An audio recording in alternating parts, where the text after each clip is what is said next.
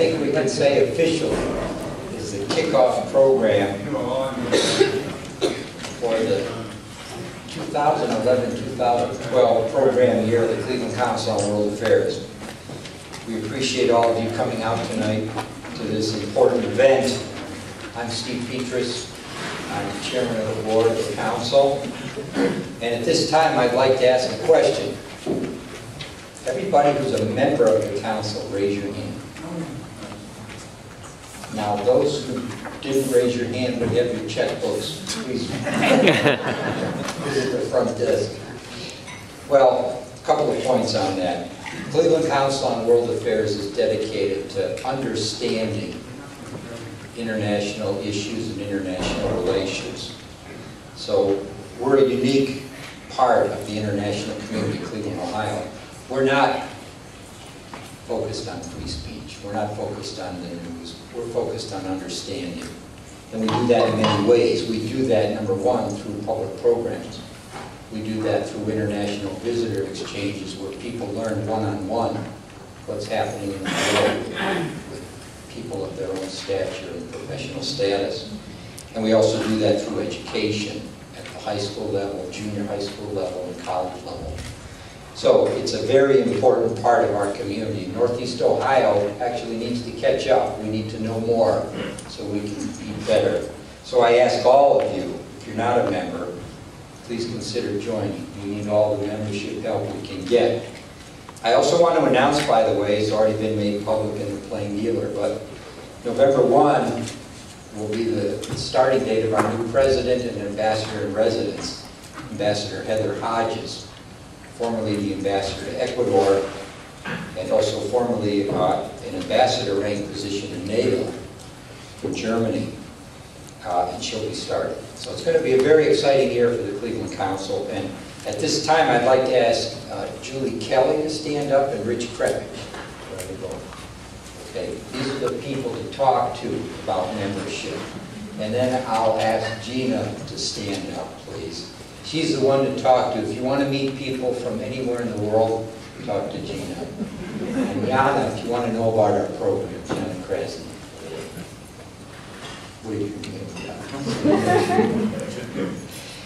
We have some very important upcoming events, but first I'd like to welcome tonight John Harrison and Aurelia Brown. If you could stand up, they're representatives of Representative Marcia Fudge's office. Thank you. Let me talk about some upcoming events. Thursday, October 6th, here at the Union Club at 6 p.m., we'll have a program on Export Now, 5 keys to going global. Ambassador Frank Lavin, the former Undersecretary for International Trade at the U.S. Department of Commerce, will be our speaker. On Wednesday, October 12th at 6:30 p.m. at the Union Club, we will have a program titled On the Front Lines of the Drug War. Jose Reyes Fariz, former mayor of the Ciudad Juarez in Mexico, will talk about the issues on the border, the U.S.-Mexican border. Many of you know that I think 18 months ago we had a practicing attorney from Juarez, Mexico, talk about the problems with the drug cartels there. A very interesting program on Friday, October 14th at 6 p.m. at the Union Club called Killing in the Name of Identity, 9/11 and Other Massive Traumas. This will be a program by an internationally renowned psychiatrist, Vamek Volcom, who will talk about the issue, the psychological side of terrorism. Please put that on your calendar. And on Tuesday, October 18th, at noon at the Union Club, we'll have we will have a program on Europe and Hungary, dealing with the economy. Our program presenter will be the Hungarian ambassador to the United States, Dr. Georgi Zapari. I should know how to say that because I am Hungarian. Anyway, at this time, to introduce our program tonight and our speakers is our Senior Director for Outreach and Education, Dr. Richard Krebich.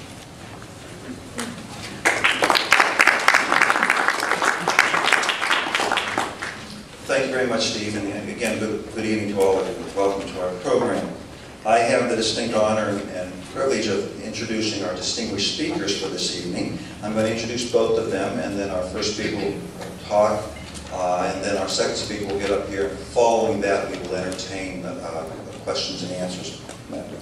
Our first speaker is Bernard Weinstein, who is Associate Director of the McGuire Energy Institute and an adjunct professor of business economics at Southern Methodist University in Dallas. From 1989 to 2009, he was director of the Center for Economic Development and Research at the University of North Texas. Prior to that, Dr. Weinstein served as Director of Federal Affairs for the Southern Growth Policies Board, Director of the Task Force on the Southern Economy, Chairman of the Texas Economic Policy Advisory Council, and visiting scholar with the Sun Belt Institute. He has taught at many schools and universities, as well as worked for several government agencies, such as the President's Commission on School Finance, the Internal Revenue Service, and the Federal Trade Commission. Dr. Weinstein has been a consultant to companies, nonprofit organizations, and government agencies, and he testifies frequently before legislative, regulatory, and judicial bodies. Dr. Weinstein studied public administration at Dartmouth College and received his A.B. in 1963. After a year of study at the London School of Economics and Political Science, he began graduate work in economics at Columbia University, receiving an M.A. in 1966 and a Ph.D. in 1973. Dr. Weinstein, welcome. Our second speaker is Dr. Winston Porter, who is president of the Environmental Strategies in Savannah, Georgia, a private research and consulting organization that deals with environmental management and policy issues related to both governmental and business organizations. From 1985 to 89, Dr. Porter was the Assistant Administrator for Solid Waste and Emergency Response at the U.S. Environmental Protection Agency. As such, he was the National Program Manager for the Superfund and Resource Conservation and Recovery Act programs.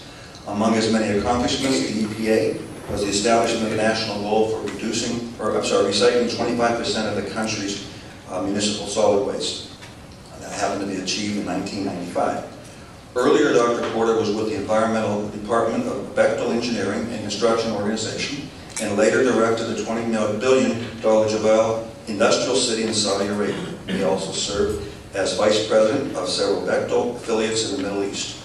Dr. Porter received his BS in chemical engineering from the University of Texas at Austin and his PhD from the University of California, Berkeley. He is a registered professional engineer in California, Texas, and Virginia, and he was designated a distinguished engineering graduate of the University of Texas at Austin in 1999. In addition, Dr. Porter had a little warm-up earlier today. We did a program connecting through WVIZ. We had 12 schools, not only from Ohio, but also from New Jersey, and he had a nice dialogue in a program that we called Bridges to the World. So, Dr. Porter, welcome to you. And again, Dr. Weinstein, come on here.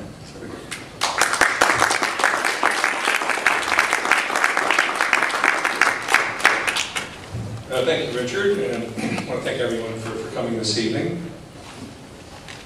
We did a double header tonight. I'm an economist, and my colleague here is a scientist. And we're both going to talk about energy and energy policy and energy security. I want to do kind of a quick run-through of what purports to be energy policy in the United States today, and what we really need to be thinking about, particularly in view of the political events of recent months in North Africa and the Middle East. And the reality is that what passes for energy policy today really is not comprehensive, it's not domestically focused, and it's not sustainable. And in fact, I would go as far as to say that we have no energy policy, but we really need one. And we need one for economic reasons, and we need one for national security reasons. The United States is an energy-rich nation, and it seems to me that we should be focusing on developing all of our domestic energy resources, not only to make us less dependent on imports of energy from some places that don't particularly like us, but also because of the tremendous economic impact that can have in terms of job creation and new revenues for state and local governments.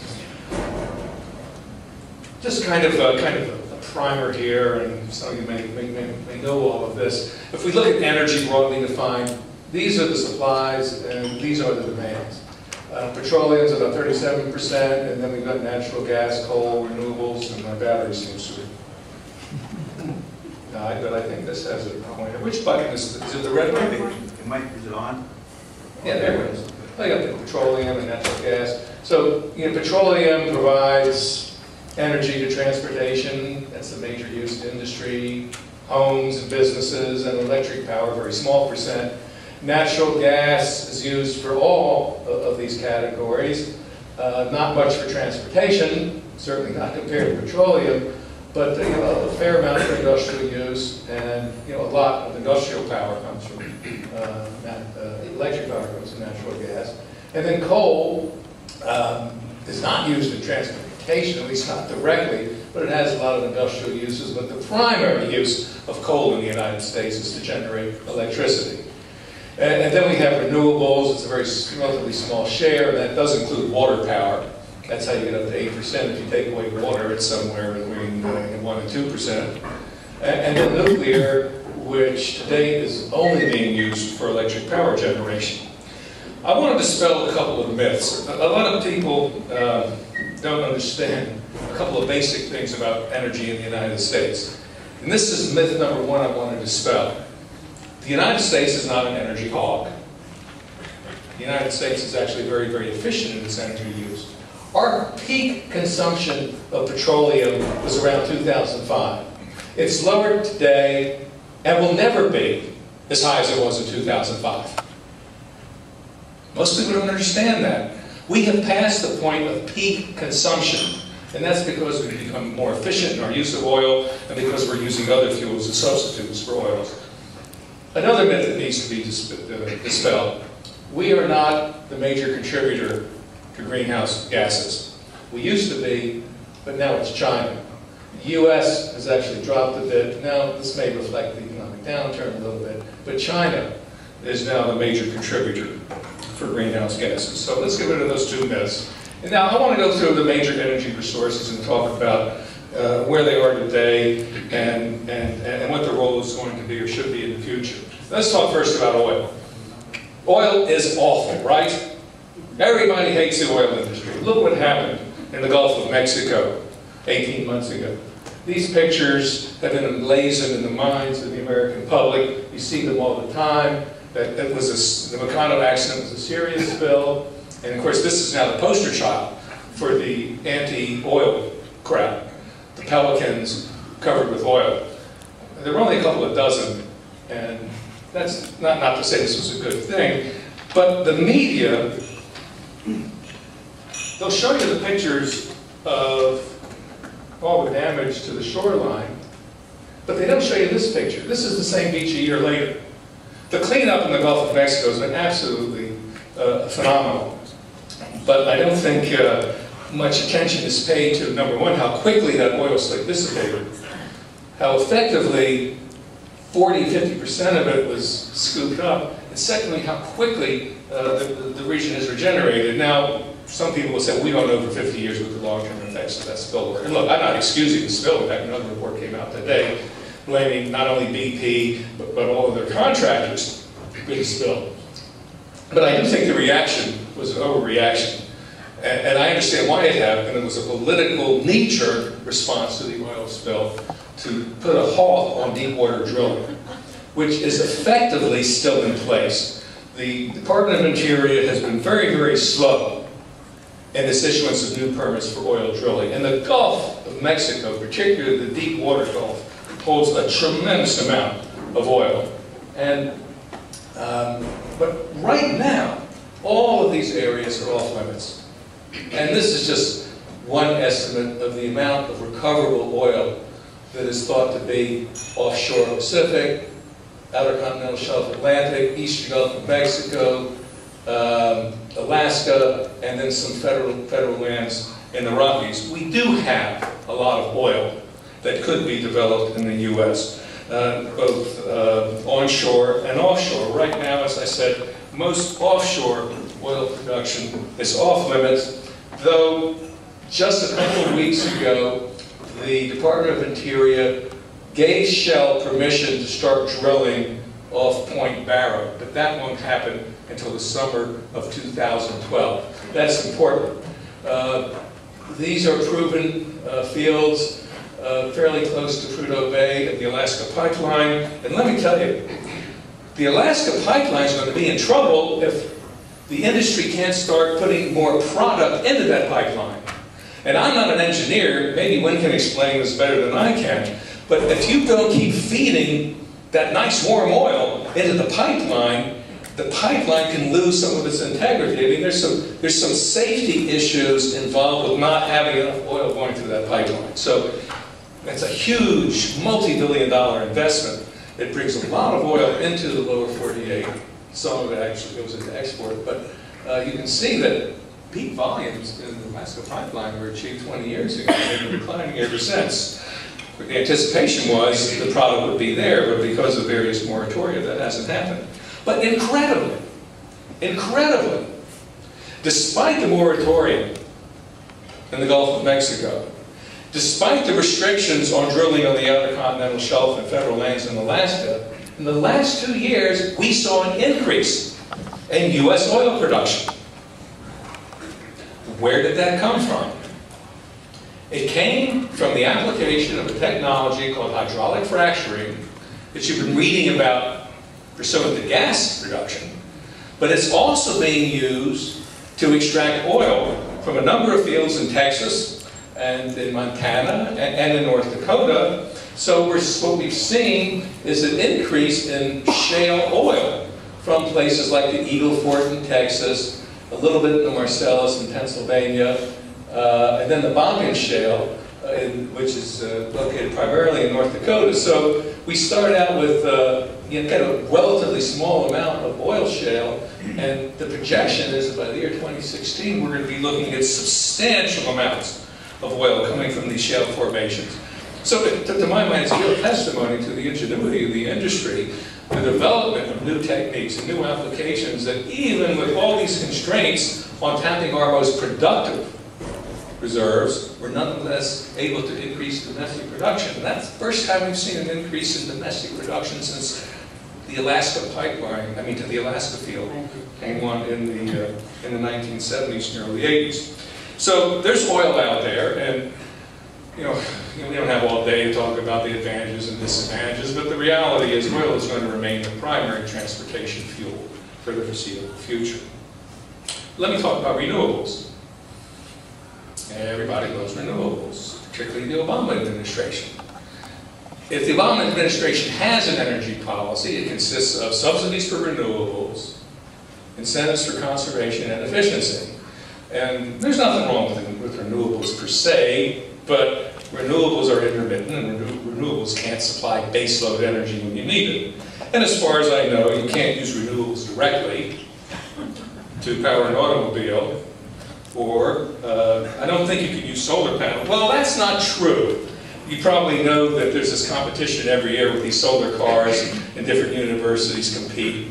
And that's kind of fun, but solar power being used directly to fuel automobiles is not likely. And there are all kinds of proposals to put windmills here and there and off the coast of Nantucket on every high-rise skyscraper in New York City. But that's not likely to happen. And indeed, we're seeing a fair amount of pushback for a variety of both environmental and aesthetic reasons against wind power. And I'm not a cynic, but the reality is the only reason we've seen a boom in investment in wind power is because of the subsidies that are out there. Not just federal subsidies and production tax credits and the like, but a lot of state and local governments are also subsidizing wind energy, including Governor Perry in my state. He loves to brag that we have 3 times as much installed wind power as any other state, second state being California. The problem is all those windmills are in West Texas and all the people are in East Texas, and there's no way to get that power to market right now, that we're all being surcharged on our electric bills to pay for it. If you look at the breakdown of subsidies, and I heard President Obama say the other day, as he said many, many times, now he wants to finance this his latest jobs plan in part by removing some of the tax breaks for the oil and gas industry. And the fact is that when it comes to fossil fuels, the tax incentives account for a very small share of all of the federal tax incentives out there. Renewables account for more than 75% of all the tax incentives, tax credits, whatever you want to call them. And renewables are supplying about 1% of our nation's energy, and fossil fuels are supplying about between 75 and 80%. So where are the egregious subsidies? Well, again, my purpose here is not to say renewables are bad, because renewables aren't bad. It's just renewables can't do the heavy lifting. Renewables can't create the baseload power that we need to run the American economic engine. How about nuclear? Well, until 6 months ago, it appeared that there was a nuclear revival underway in the U.S. I'm a big fan of nuclear. I think nuclear will be part of America's future. I don't think we can write it off. I think, and again, this isn't the forum to talk about the safety record of nuclear versus other forms of creating electricity and energy generally, although I would say that we've had 60 plus years of commercial nuclear power generation in the U.S., and the safety record of the nuclear industry certainly stands up favorably against any other energy-related industry. I think nuclear will come back, but as a result of Fukushima, that's on the back burner. Maybe 10 years from now, we'll see companies filing. Well, technically there are a lot of applications in the hopper, but nobody is really pursuing it seriously, and that wasn't the case 6 months ago. But a lot of other countries are pushing ahead with their nuclear programs, and you probably read that Germany is intending to phase out nuclear energy. They're having a debate in Japan right now. But China isn't backing off, and Russia isn't backing off, and India isn't backing off of nuclear power. So my view is that it is part of our energy mix. It's a technology that was developed in the United States. I mentioned this earlier. If you look at where we get our electricity in the U.S., nuclear accounts for a little over 20%. So the anti-nuke folks who say nuclear is dangerous and we want to get rid of it, they say, okay, well, what are we going to use instead of nuclear? And here, hydro and other renewables, this is probably a different definition, including things like biomass. But coal today is the big kahuna when it comes to electric power generation. Now, I'm not going to say much about coal, even though coal is very, very important in this part of the country. I think it's highly unlikely that we will ever see a new coal-fired power plant built in the United States. There are some experiments with clean coal technology, and there may be some opportunities with existing coal plants to allow them to burn cleaner. Again, I'm an economist, I'm not a tech person, but I don't hold a lot of hope for clean coal technology in terms of, say, leading to an increase in coal use for industrial or electric power generation in the United States. In addition to which, we've got a slew of regulations in the pipeline that could well result in the closure of 20% of America's coal-fired power plants just in the next year or two. So I know coal is a big issue here, but that's all I really know about coal. And I'll say about coal, except coal is very, very important, particularly for power generation. And you just can't switch off 44% overnight, or even in 10 years, or maybe even in 20 years. Well, how about natural gas? Natural gas has gotten a lot of press lately, particularly shale gas, and when we'll be talking more about shale gas. Generally, gas is a nice fuel. And we like gas because it's very, very versatile. We use it to heat our homes. It has a number of commercial uses. It's a feedstock to the petrochemical industry. We use increasing amounts of gas to generate electricity. And it's also used to a very small degree for vehicles. But the percentage is so small that this color doesn't even show up on this particular chart. You can see it here. It's down here on the bottom. It's just a fraction of 1% of all the gas produced in the U.S.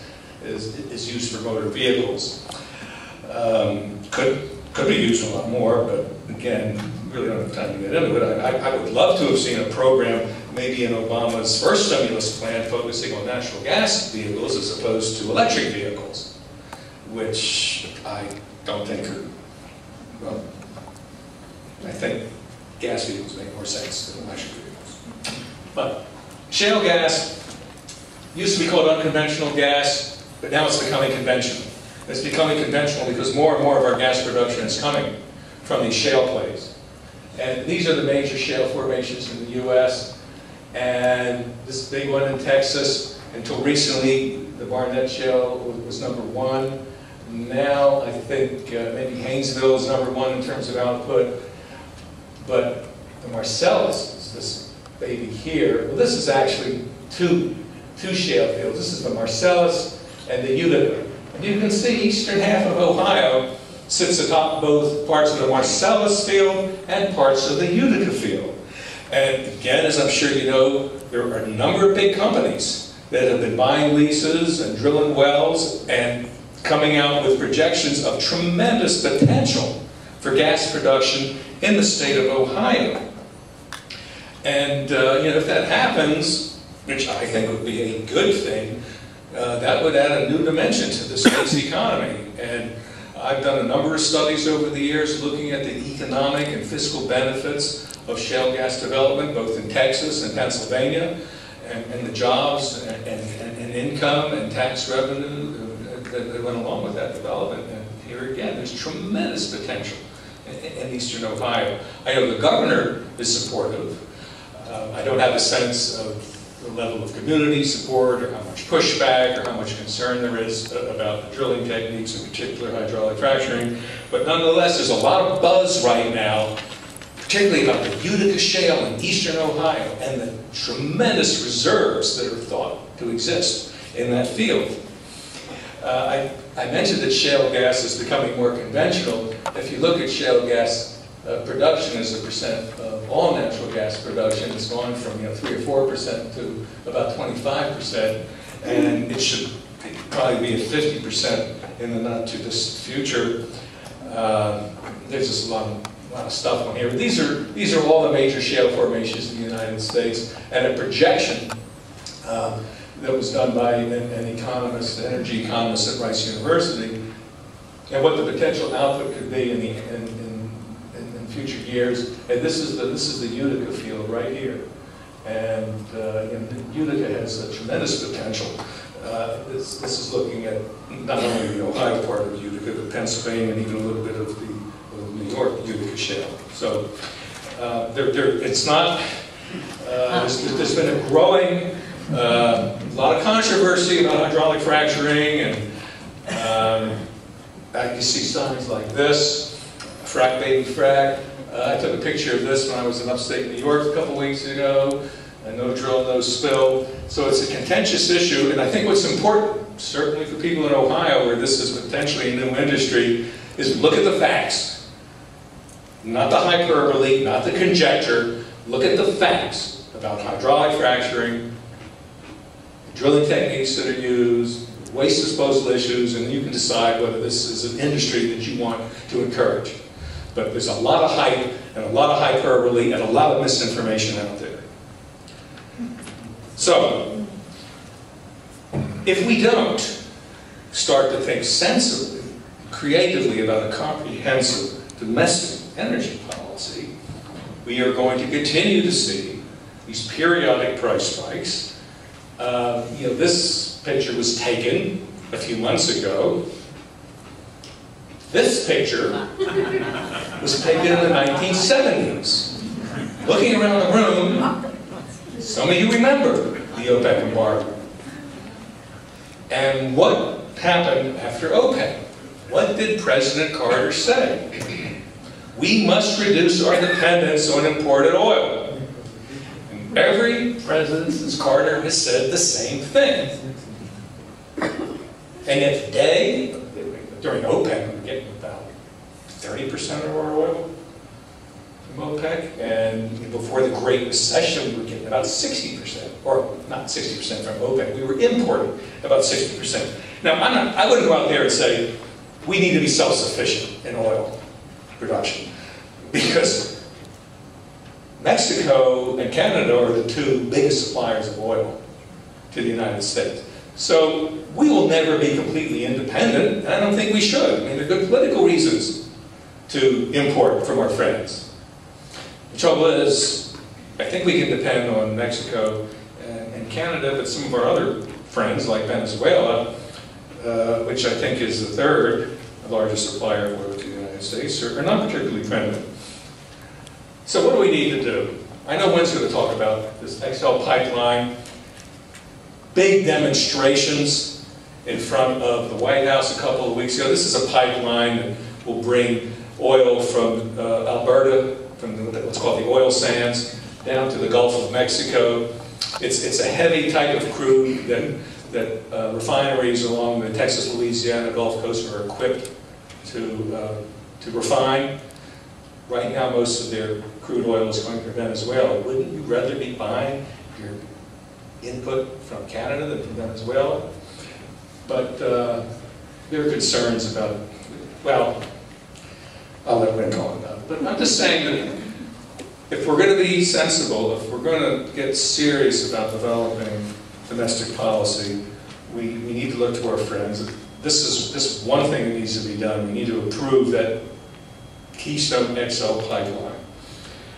We need to speed up the permitting process to get those rigs back to work in the Gulf of Mexico. Not only the deep water drillers, but the shallow water drillers who've been hurt as well. Obviously, we have a new level of regulation now that is going to minimize the likelihood of a spill like the one we saw last year. Given that, it seems to me we should be talking seriously about more lease sales on the Outer Continental Shelf, both on the Atlantic and the Pacific. I think, as I said earlier, you just can't write off nuclear. Nuclear needs to be part of the solution. So I guess my bottom line is we're an energy-rich nation. We have the potential to provide a growing share of this nation's energy needs from domestic resources. We should be looking at all of them. It's good for the economy, it's good for job creation, and it's good for national security. What bothers me most with the Obama administration, in almost 3 years, he has only used the word natural gas once. It's as though they are oblivious to the potential of natural gas. And all he talks about, and we heard it again in a speech the other day, is we need to hike the taxes on the oil and gas industry. Now, I don't get into a debate about whether the oil and gas industry is paying its fair share of taxes or not.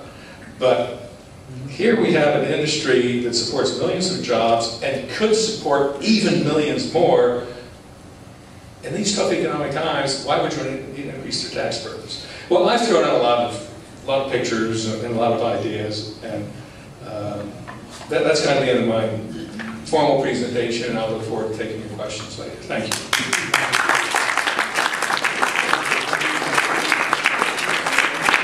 I've been around this area a fair amount over the years. I've had a few pieces in the Plain Dealer, including one on global warming about 2 years ago, which I took a little contrarian view. But what I'd like to do tonight is talk to you from a little different angle. We're covering some of the same material, but from kind of different bases. Buzz is an economist, I'm a chemical engineer, and a former regulator in EPA. So I think, while I think we've come down roughly the same place, we sort of come at it from different angles. And what I'd like to do today is talk you through some of the same issues. I'll try to be a little brisk because I know you want to ask questions. I'm very interested, by the way, to see how your questions play out, because I just spent an hour this afternoon with some high school kids talking about these same issues. And they were very smart. I'm sure you're going to be a little smarter, but we'll see how it plays out. They asked some very good questions. It reminds me of that TV program that I saw one time, which is, "Are you as smart as your 5th grader?" or something like that. I'm betting on you guys. So let me dive in here, and first let's just get going here. What I want to do today is talk about some of the same issues, the U.S. energy situation, what I call traditional energy sources, which are basically oil, gas, nuclear, and coal. That's what I call traditional energy sources, for want of a better word. Renewable are the solar, the wind, and things like that. I'm going to talk a little more about foreign situations. I spent 4 years in Saudi Arabia early in my career with Bechtel and other people, and I have a little bit of a feel for what's going on out there and so forth. I think that's very important, the oil thing. Oil and politics are a big mix in the Middle East. And then I'm going to do a little look ahead on energy. Where do we get our energy? And again, this is some of the same thing Bud presented. If you look at what I call traditional, it's these first four. Petroleum, all of our energy in the country, petroleum is about 37%, natural gas 24%, coal 22%, nuclear 9%. The rest of the items together, all biomass. Biomass is like things like making ethanol from corn and things of that nature. A big part of the world, by the way, uses wood. We'll talk later about that. Wood is still a very big deal around the world. A lot of forests have been taken out. And some place in Africa, they're now not only taking down all the forest, they're digging up the roots to burn. So this group here is about 8%. Biomass, hydro, wind, geothermal, and solar. And so we'll talk about that some. Now, the other slice through life is all energy is not created equal in the sense that we use it for different things. When the president talks about we need to replace oil from the Middle East and things of that nature with reusables, to some extent, he and his folks are talking apples and oranges. It's very hard to equate oil that runs our cars and the diesel and our trucks and our buses and our subways and so forth and so on, in particular airplanes, with solar, because solar usually make electricity in general. I'm not against solar. I've actually did some research on solar back in my career. I think it's going to be quite interesting. But anyway, you have these sort of uses. Transportation is 29% of all energy in this country.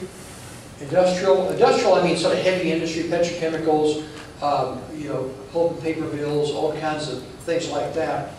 Residential and commercial is just what it says, except the commercial part I sort of defined is things like the local laundry next door, universities, institutional kind of things. That goes under commercial. And the big one, is Bud indicated, is electric power at 40%.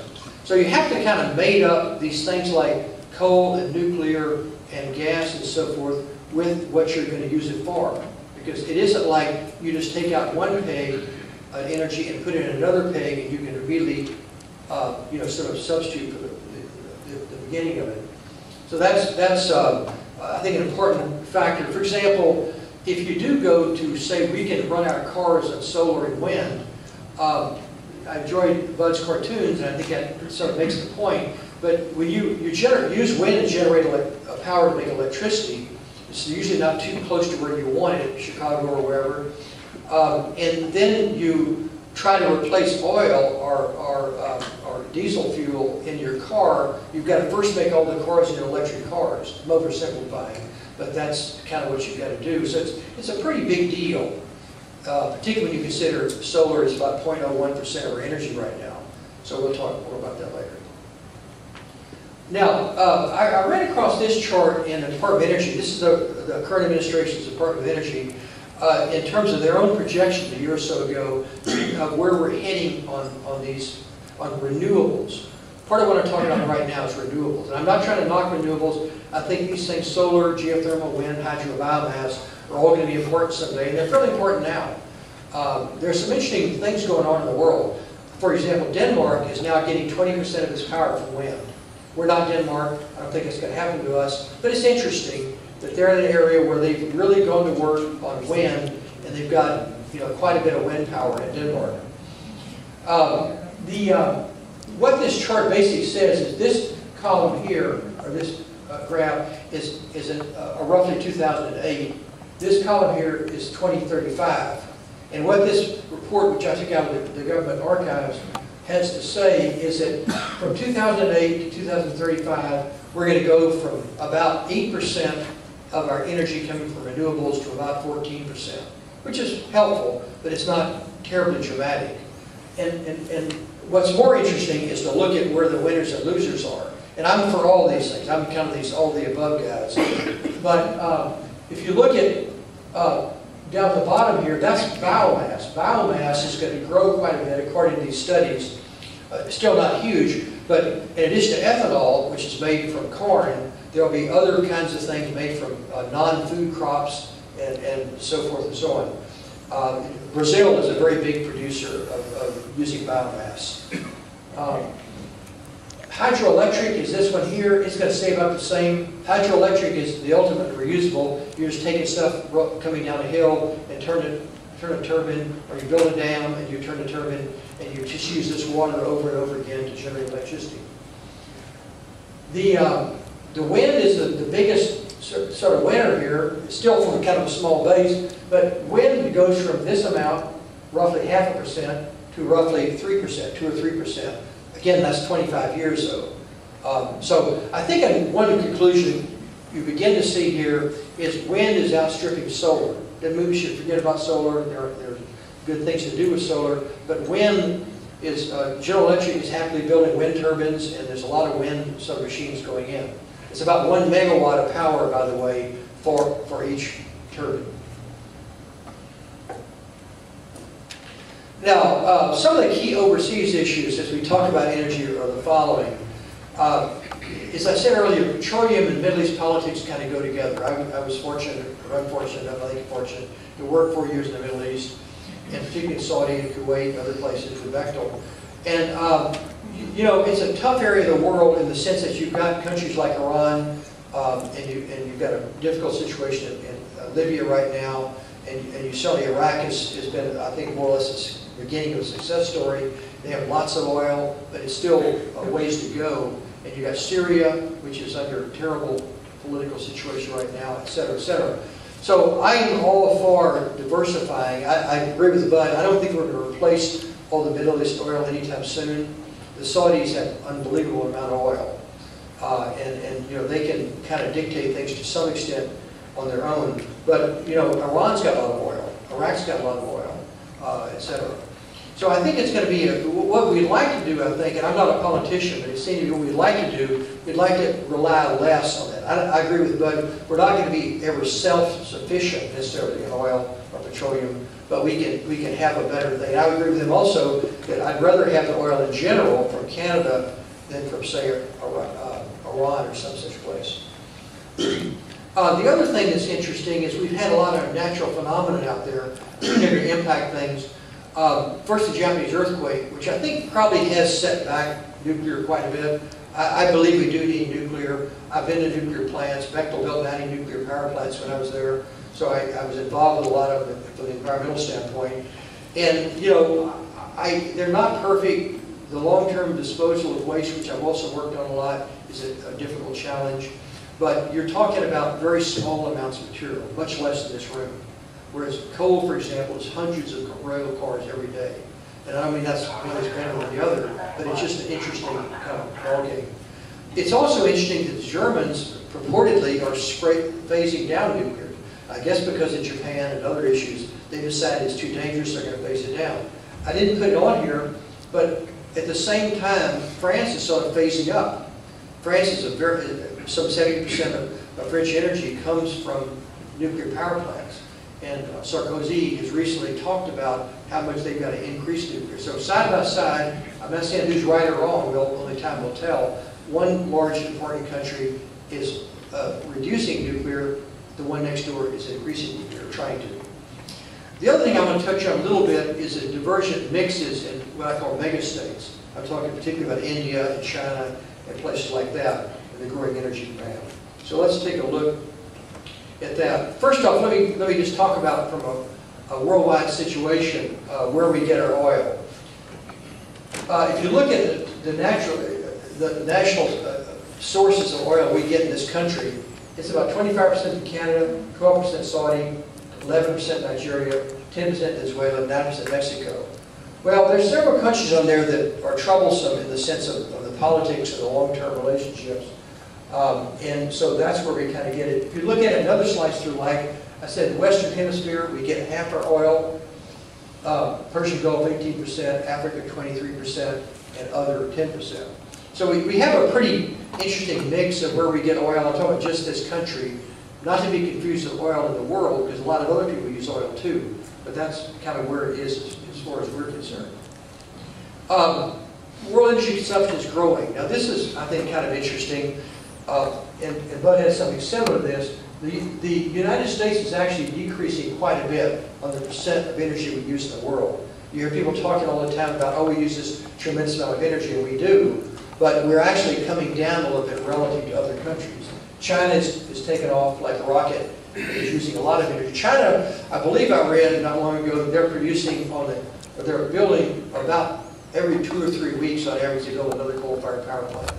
They're very big in coal. They're betting the ranch on coal.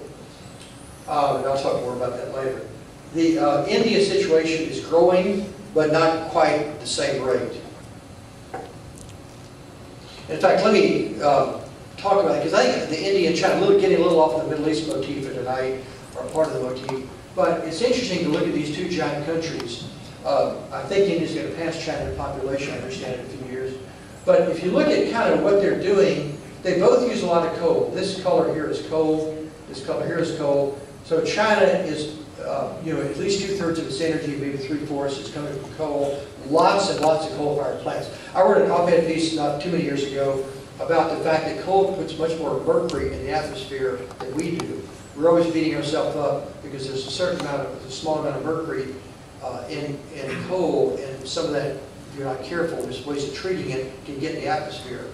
But China's putting a lot more in the atmosphere because their controls are nothing like ours. The second thing is biomass, which is which is petroleum, which is a big chunk of both of them, but about the same roughly. India, on the other hand, is huge in biomass, and basically that's wood. That's taking branches and limbs and whatever and burning it to cook your daily meal, etc. Both have significant nuclear programs. They're doing fairly little on renewables. Now, there is some interesting things going on. For example, if you read the news lately that one solar plant has gone bankrupt, and we put $700–800 million in, the government did, as a loan guarantee, which it looks like we might lose. And the reason, among other reasons, that company had difficulty was because they suddenly found themselves competing with the Chinese who were making nuclear panels and sending to our country. So the Chinese were sort of beating our prices on solar power. Even though they're not doing a whole lot in their country per se, they are sending solar panels around the world. I'm going to cover this a little bit in terms of the fracking, kind of my viewpoint on it, which is, I think, fairly close to Bud's. This is a little different kind of chart, but as he indicated, there's a lot of gas up in this area, up through Ohio, West Virginia, Pennsylvania, New York, etc. Even I was in Tennessee not long ago, and Knoxville, or their newspaper, and so who interviewed me, is doing quite a bit of work on fracking. And interestingly enough, instead of using hydraulic fracking with water, they're fracking with nitrogen gas, using high-pressure nitrogen gas in Tennessee to open up the formations so that you can produce the gas. What's happening here, from a technical standpoint, is we're taking a mixture of about 99.5% water with about 0.5% of sand. The sand is injected in the slurry form in order to keep the formation open, because what they're doing, they're putting tremendous pressure on these formations to crack the rock so that we can get at the gas. This gas has been here all the time. We've sort of known about it, but we didn't have the technology or the wherewithal to go in, or the economics were not right to fracture the rock and get at the gas. Much less than 1/10 of a percent are various chemicals. And so the ball game environmentally right now is people in Pennsylvania and particularly New York and a few other places are really concerned about in fact, let me show this slide. I think this might be better way to show it. Let me just digress and say what happens here is this is a 0 to 5,000 or 6,000 feet. What we're doing is piping a mixture that I just mentioned of water and sand and chemicals down this long pipe to about 6,000 feet. And then the second technology, which is very important, is we've also learned how to drill horizontally. So you come straight down, and you make a left turn or a right turn, and you can go into the formation you want to deal with, and you can frack that or fracture that formation to produce lots of gas. The problem or the issue has been from the people who are not for this, and this is huge, by the way. This is huge in the sense that we have at least 100 years worth of gas in these formations for this country. And we're now caught up in a kind of regulatory struggle, an environmental struggle, and what's the best way to do this. And the basic concern is, what about if these chemicals that are the fracking materials get in the groundwater? Well, there's a couple of issues. One is the groundwater is up here in the first few hundred feet. The action, so to speak, is 5,000 feet down. So what you've got to do is be sure in this well that you have the proper sort of amounts of material and amounts of piping that you can keep any leakage from getting in from point A to point B. That is getting into the aquifers, the water aquifers. The second thing, though, is understanding how to deal with the chemicals. I'm a chemical engineer. I've done a lot of work in water treatment. I personally don't see a huge problem. Most of the chemicals these guys are using to do this are fairly household type materials. They're detergents, they're biocides, they're things you use in your house, frankly. And I don't mean to trivialize it, because there are some phenols and other things you've got to be concerned about. But I think we have the technology in this country to deal with this. We've got to have good back to our regulatory hat. You've got to have good regulations that tell these companies what they can do and they can't do, because we definitely don't want to sort of kill the golden goose here, so to speak, by having some groundwater contaminated.